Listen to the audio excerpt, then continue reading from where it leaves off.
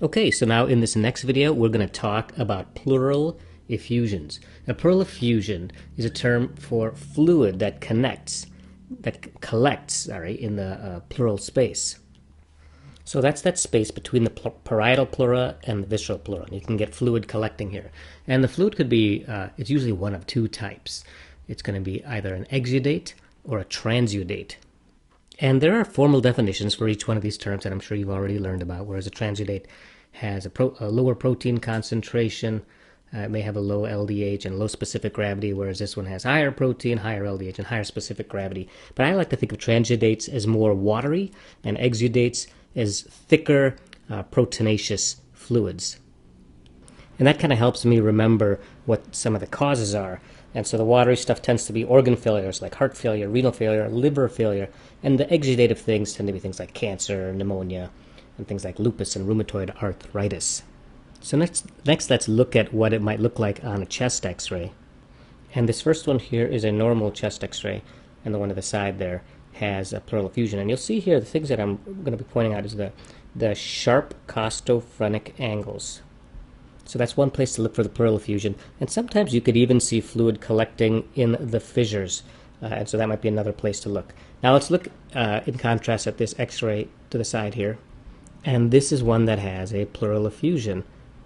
So here on this left side, you can see a nice sharp costophrenic angle. But on the right side, it's not there. It's kind of blunted. In fact, it's kind of curved there. And so the reason is because all of this space in there is filled with fluid. So you can see if I take that away that it's blunted there. So you get those blunted angles.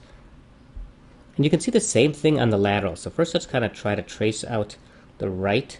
And I kind of lose it in there, but I think it kind of goes like that. And so that's the left, I'm sorry, because the left is lower.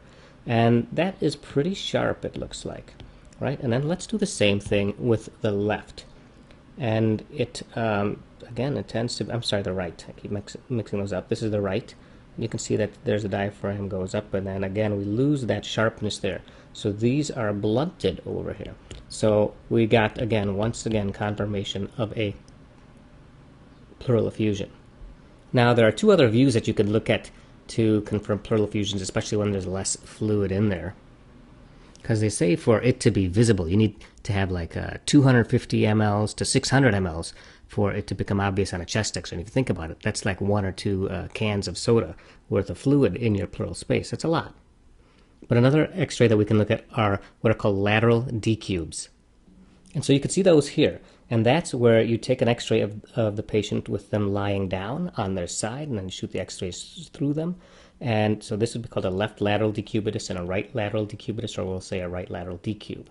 And so what you can see happening here in these films is that you could see the fluid kind of layering out down here like this, right on this one, and then over here on this one you can see a little bit of fluid layering out over here. And that allows you to see, further confirm that there's a pleural effusion in these x-rays. And if we look at this one over here, this is the same patient. You can see that there is a little bit of blunting of the angle there, right? It's harder to see. In this particular, on the other side here, it's hard to see. I mean, the angle you can kind of see there, but the heart is so big that it kind of obscures some of these borders here. Now, on the lateral one, it's, again, a little bit hard to see because it's not the greatest x-ray, but I can say that I really don't see sharp angles over here. And here, it doesn't look that sharp, and as for the other side, I can't really tell. It's not the best x-ray.